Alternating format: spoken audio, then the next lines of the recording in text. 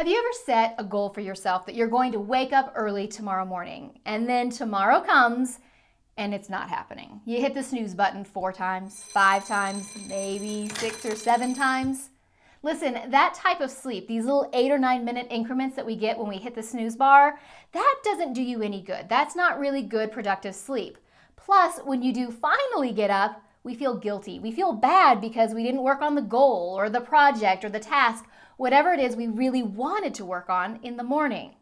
So I want to talk to you today about how to wake up earlier and how to feel more refreshed when you do wake up.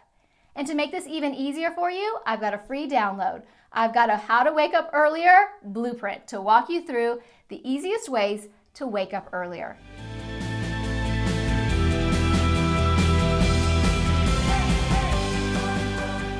Getting up earlier really can make a huge difference in our day, and it really can affect how we feel. Because when we get up and we get some good wins under our belt before the rest of the house is moving, we start our day with momentum, and that can make a really big difference in how you feel about the rest of your tasks the rest of the day.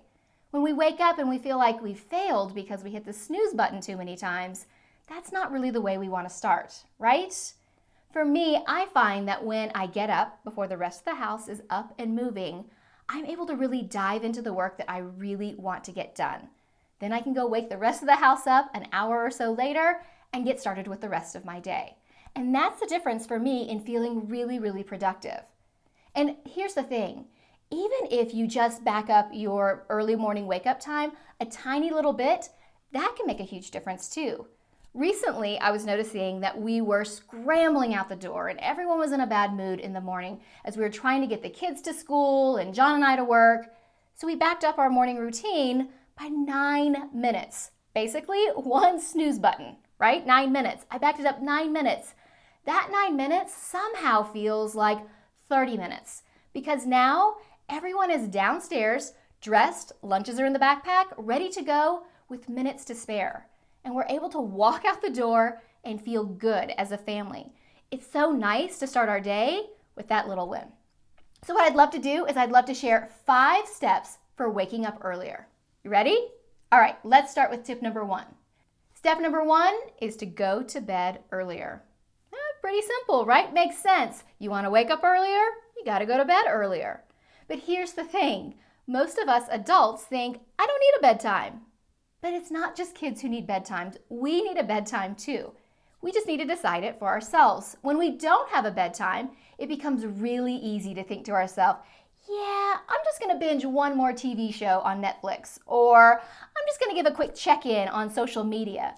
And the next thing you know, we're in that rabbit hole, we're scrolling through, we're doing things that are not really good use of our time. And then suddenly we look up and it's so much later than we thought it was. So setting a bedtime for yourself really can make a difference. And it's not hard to do, just use a little bit of simple math. Think about the time that you want to wake up and then subtract the number of hours you want for sleep. So ideally, we want 7 to 9 hours. So whatever works for you, back that up and make a decision for when you want to go to sleep. And make it even easier on yourself. Use an alarm in the evening to remind you when it's time to start that nighttime routine or when it's time to go to bed. Just back up that time and figure out when you want that to begin. And speaking of evening routines, that brings me to step number 2, establish an evening routine. We want to have a routine that feels good to us, something that starts to trigger our body that it's time to go to sleep. Listen, we are creatures of habit. So doing something for ourselves repetitively each evening, that acts as a trigger for our bodies to know, you know what? This is time to start shutting down my day and start really relaxing. So think about things you can do to end your day with that feeling of satisfaction. What would feel good to you? And then set up your evening ritual so that you are doing those things, so that when you go to bed that night, you feel really happy about your day. So maybe it is drinking tea, avoiding caffeine of course, but something like a chamomile tea or a sleepy time tea works really well. Putting away technology for the evening, washing your face, taking your vitamins, whatever it is that makes you feel like you have a win, that's a great way to end your day. I actually have a video where I walk through my own personal evening routine, so I'll have a link to that in the section below. Step number 3 is to prepare for the next day. And here's the good news. You can do this as part of your evening routine.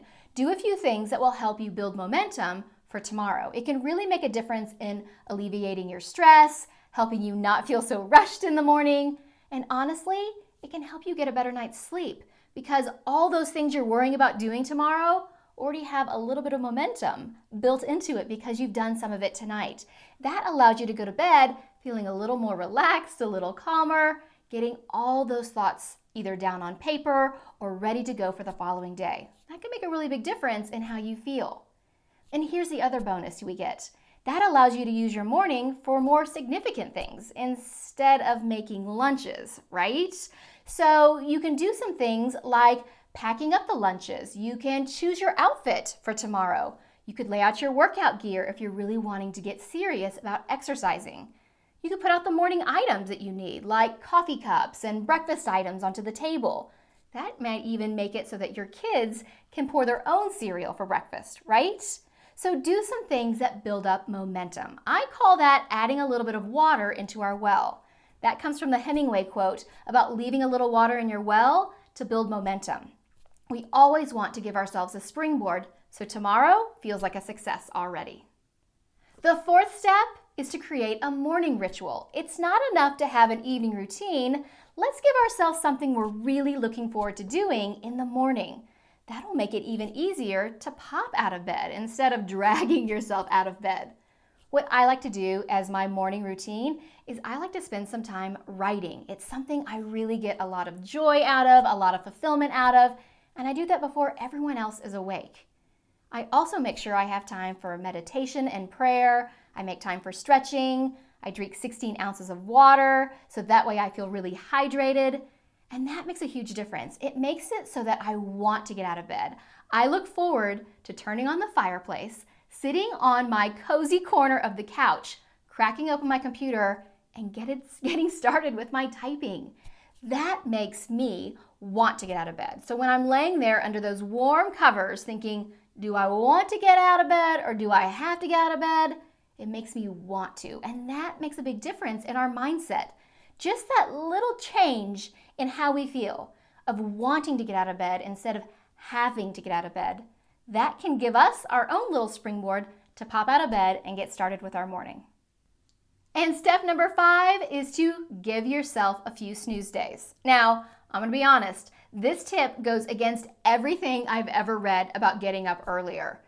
But let's be honest, no one really wants to get up on Saturday or Sunday at the same time we got up on Tuesday morning for work. Am I right? I mean, at least I don't. I like to have a few snooze days built in because having that flexibility allows me to be, well, human, right? I mean, we're not going to be motivated to get out of bed early every single day. So giving yourself some days that you get up a little bit later helps build that motivation in there. So the key here, though, is to choose which days you want to sleep in. Don't wait until game time. Don't wait until it's early in the morning to decide, am I going to get up or am I going to sleep in? Because I can promise you, sleeping in is probably going to win more often than not, right? So make a decision ahead of time. Do you want your snooze days to be maybe on the weekend? Would you prefer to have your snooze days on Mondays and Fridays to kind of bookend your work week? What feels good to you? And I think just like anything we talk about with productivity, flexibility is the key. Really customizing it so it works for you and your life.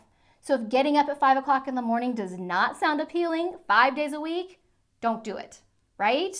Get up and make a plan to do it 3 days a week or 2 days a week.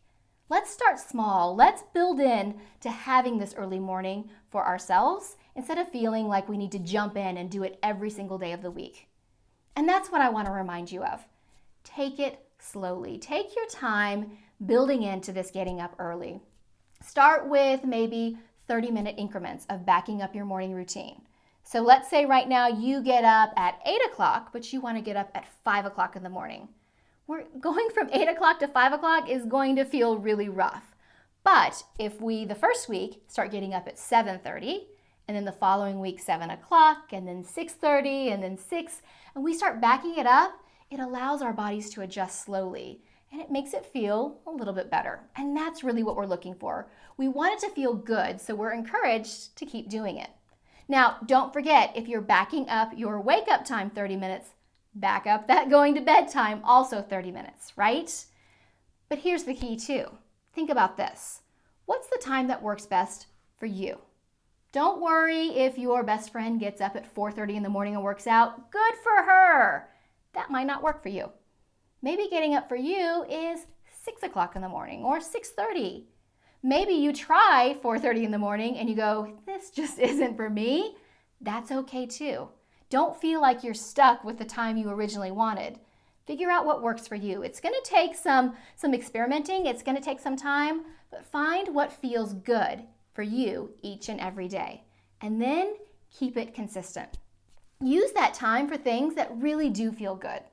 And I have a podcast episode 121, called Making the Most of Your Mornings, where I get into the idea of what you can do with this time and how you can use this morning time to your benefit so that your whole day feels really, really good. Now, don't forget, I promised you a download to make this even easier. So I have a blueprint to getting up earlier that you can grab. It's a free download. Just go to inkwellpress.com/getupearlier. And you can grab your own copy and start finding a way so that you can wake up each and every day feeling a little bit better and a little more refreshed. Now, don't forget to hit that subscribe button because I have new videos all the time. All right, until next time, have a beautiful and productive week.